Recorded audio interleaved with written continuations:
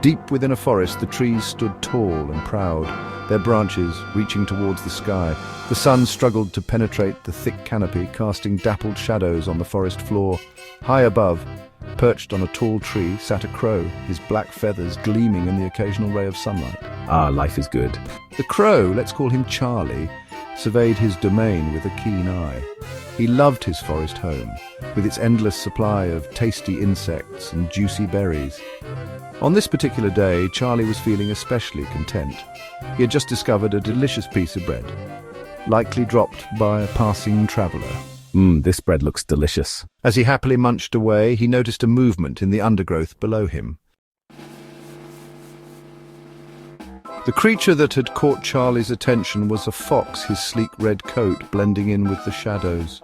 This fox, whom we shall call Ferdinand, was known throughout the forest for his cunning and his insatiable appetite. Ah, what a delightful aroma. Ferdinand had been drawn to the foot of Charlie's tree by the smell of freshly baked bread. He sniffed the air delicately, his nose twitching. Ferdinand's stomach rumbled in anticipation. He had to get his paws on that bread. I need a plan. Ferdinand knew he couldn't climb the tree.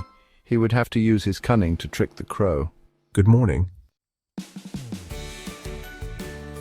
Charlie looked down at Ferdinand, his head cocked to one side. He was suspicious.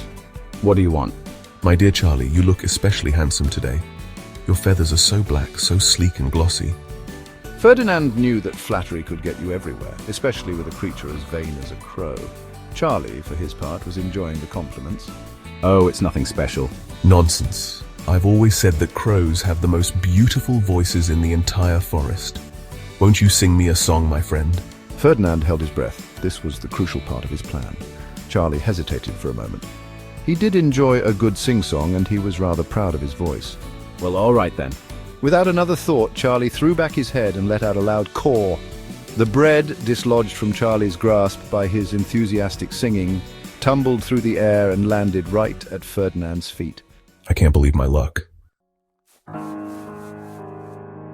Ferdinand snatched up the bread in his jaws and with a triumphant laugh disappeared into the undergrowth, leaving a stunned and humiliated Charlie behind.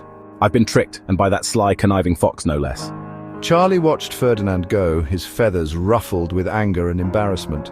The more Charlie thought about it, the angrier he became. I'll have my revenge, even if it's the last thing I do.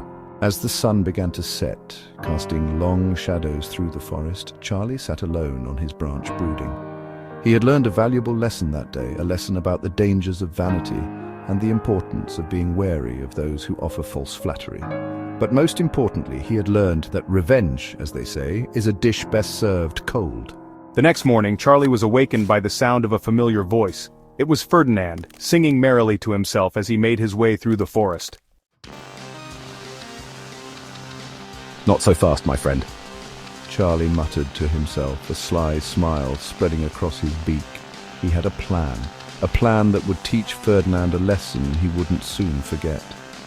Charlie had spotted another piece of bread discarded carelessly on the forest floor. He swooped down and snatched it in his beak, then flew back up to his perch high in the tree. This time I won't need to resort to flattery. I'll just snatch the bread while the crow isn't looking.